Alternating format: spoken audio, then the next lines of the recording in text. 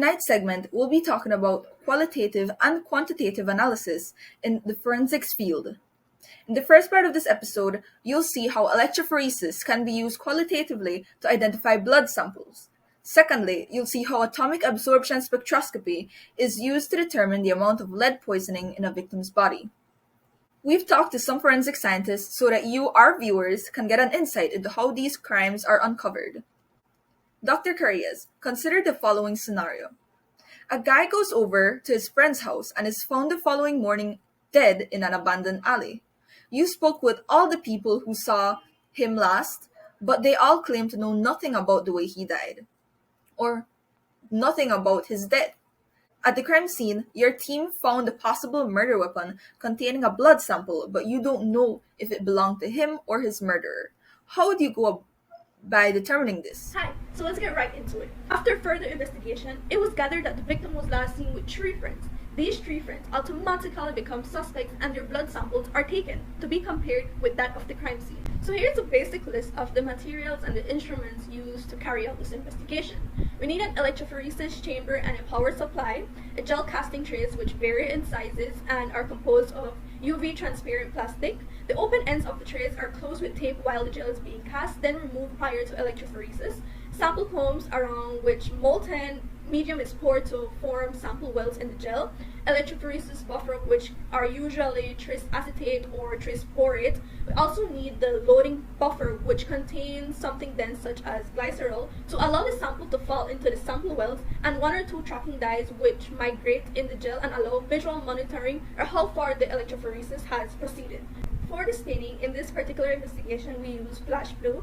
And lastly, we need a trans illuminator, which is an ultraviolet light box, which is used to visualize stained DNA in gels. So how is it that we actually carried this out? Well, fortunately, the forensics arrived at the scene immediately and were able to collect liquid blood samples from the victim's wound and blood pools from the crime scene, along with the suspect's samples. These blood samples were collected using a gauze pad and quickly transported to the lab, where they were placed in PCR tubes and properly stored.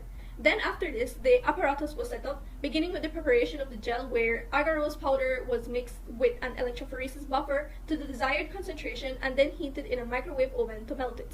The percentage of agarose used depends on the size of the fragments to be resolved. So after this, ethylene bromide is added to the gel to facilitate visualization of DNA after electrophoresis.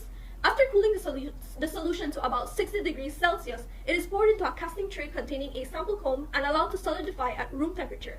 After the gel has solidified, the comb is removed, taking care to not rip the bottom of the wells.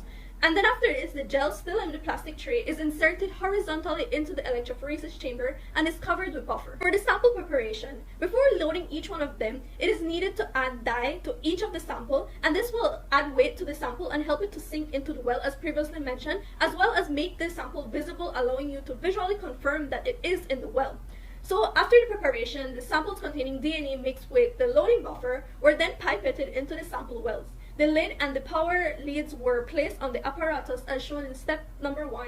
If you take a look at the table, each lane was labeled from A to E, therefore to differentiate which sample is from who or from what. Take a look at step number 2. Because DNA is negatively charged, when current is passed through the gel, the DNA moves through the ports in the gel towards the positive electrodes, and the smaller DNA molecules move faster through the gel than the larger DNA molecules, leading to size separation. This difference in the rate of migration separates the fragments of the basis of size, as shown in step number 3. So after electrophoresis, DNA is visualized and appears as bands of group DNA fragments of the same length, as shown in step number 4. After electrophoresis was completed, the gel and casting tray were removed from the electrophoresis chamber, and the next step proceeded to staining the agarose gel. The gel was stained using flash blue stain. After this, it was transported into a container that contained distilled water. This was used to remove the excess stain. After this, it was taken out and left to dry for a while, and then it was examined on a white light visualization system. Now let's take a look at the results. Lane 1 is the DNA standard marker, Lane 2 is the crime scene PCR reaction, Lane 3 is suspect number 1 PCR reaction, Lane 4 is suspect number 2 PCR reaction, and Lane number 5 is suspect 3 PCR reaction. The DNA standard in lane number 1 make it possible to measure the DNA bands obtained from the PCR reaction. The results of this analysis indicates an identical pattern in lanes number 2 and 4 if you notice. This is a strong evidence that the crime scene DNA and suspect number 2 match. But is suspect number 2 the actual murderer? We don't know this as yet, but what we do know is that he or she was present there at that time, so this information is useful to the police. It seems like an easy task, I know, but let me tell you that there are errors and things that you should consider before carrying this out. Well, a possible error is the concentration of the gel. The concentration of agarose used depends on the size of the fragments to be resolved. Therefore, if it's too low or too high, the fragments will migrate either too slowly or too quickly, which will lead to possible errors in resolving the different bands. Also, during the electrophoresis run, care must be taken to ensure that the voltage is steady. Any fluctuations in the voltage will result in unsteady migration of DNA fragments, leading to errors in reading the band. That's a fascinating concept, but why is this an analytical technique used to analyze blood samples? Well, I can actually answer that question. So in this situation, gel electrophoresis would be used to generate DNA fingerprints for each of the suspects, as well as the blood that was found on the body or clothing of the deceased. While an analytical method such as liquid chromatography can distinguish different blood samples from each other, it cannot give us distinguishable and detailed data that we can use to compare one blood sample to another. DNA fingerprints would give us very detailed information where we can find similarities between the blood sample on the body and the blood sample of one of the suspects, and that would give us our murderer. Additionally, gel electrophoresis is able to use small amounts of a sample, while other analytical methods use very large amounts. Now, what is the importance of this technique in identifying blood samples, and why is it an important method in forensics? The importance of qualitative analysis of the examples. So, since blood is most commonly recovered and one of the most important pieces of evidence utilized in forensic science, there is of great importance when it comes to the method used to analyze it. Most commonly used would be electrophoresis, like explained previously. Since the main basis of electrophoresis to analyze important biological information like DNA and RNA, a qualitative method like electrophoresis that allows forensic scientists to identify specific substances present in the samples, in this case blood, would be of best use. These can help to discover the identity of a suspect and or victim. So why is electrophoresis very important in the forensic field? So for the past decades, electrophoresis has been demonstrated to offer an accurate and effective approach for the separation of a large variety of substances. Electrophoretic analysis has been widely used in different disciplines of forensic science of the analysis of trace evidence. Since there are various types of electrophoresis that include affinity, capillary, paper, and gel electrophoresis, it has allowed for a wide range of evidence to be obtained. When it comes to gel electrophoresis and capillary electrophoresis, it has allowed for the separation of nucleic acids and proteins to be observed. These include substances like DNA and RNA. Like in this example, gel electrophoresis is used to identify the DNA using the suspect's blood. Not only that, but the analysis of explosive compounds and residue, drug abuse, and ink could all be accomplished with electrophoresis. With all these things said, there is no doubting how important the analytical method has become to the forensic. Now that we've heard about electrophoresis in action, we can move on to a different example. In this scenario, there is a woman who has lived a healthy life. All of a sudden, she gets really sick and starts experiencing weakness, anorexia, nausea, excessive hair loss, impairment of vision, frequent headaches, and among other things. A few days later, she passes away and the family wants to know the cause of her death. How would you go by determining this?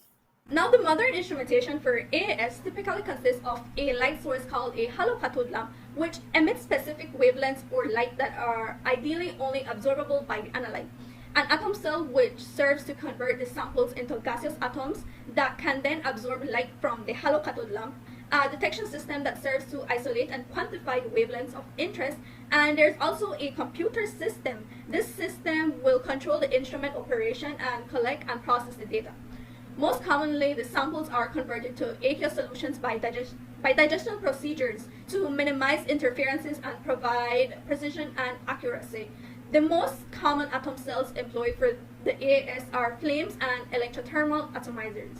Because elements exist on an electromagnetic spectrum and their atoms absorb wavelengths of light that relate to their particular characteristics, With the basic instrumentation that I just mentioned, during the process, these atoms will absorb the electromagnetic radiation at a specific wavelength. This then produces a measurable signal. By looking at these signals, it is possible to determine the parts per million and levels of specified metals in the material that is being tested. To collect the data so as to determine heavy metal content in the body, hair samples can be used. The way this is done is by using a special type of tweezers, and we need to get as close to the shaft of the hair as possible so that we rip out the hair from the root. As soon as this is done, the hair sample is transferred into a dry tube where the sample will be preserved so that it isn't contaminated. Heavy metals can stay in your hair for as long as 6 to 12 months or even more. Sample preparation. As human hair is a solid sample, a sample pre-treatment is usually needed for the analytical determination. Previously washed samples of the victim's hair was cut 0.5 to 1 cm long portions, which were then weighed 3 times. After this, acid digestion of samples was performed with concentrated nitric acid, and then 1 ml of 30% hydrogen peroxide was also added. After this, the solution was filtered and the contents quantitatively transferred to a 50 ml volumetric flask. Distilled water was added until the volumetric flasks were filled to the mark, and these prepared solutions were then used for determination of metals using the method AAS flame technique. So after the samples were collected and prepared, it was sent to the lab where it was analyzed using atomic absorption spectroscopy. From the symptoms mentioned before death, we could suspect arsenic as the prime cause of death. Here is a table where it lists the symptoms and all of the things that show that arsenic could be the possible heavy metal in this crime. So after we tested for arsenic, the results came back showing that the exposed piece of hair, well, the person exposed to arsenic, contained 1240 plus or minus 610 parts per billion of arsenic, while the controlled or the normal person only contained 60 plus or minus 20 parts per billion of arsenic in their hair. So why is atomic spectroscopy used to find heavy metal content in the body?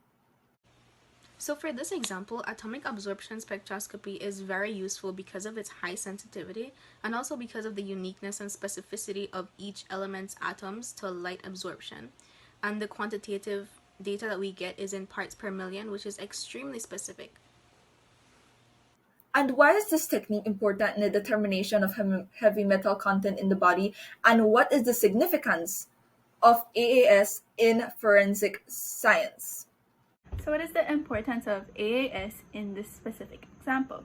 So since AAS is a quantitative method, it allows forensic scientists to identify the substances in a sample, like in this example. By having access to a method like AAS, forensic scientists were able to identify the amount of substances from that single strand of hair that allowed the victim's cause of death to be determined, which was, as stated before, arsenic poisoning. So what is the importance of AAS in forensics? So usually when it comes to the funding of these scientific researches that have to do with forensics, the budget is usually far lower than what is necessary. So a low cost, low maintenance method is usually sought out by these scientists. And this is where AAS comes into play since it fits into their budget criteria.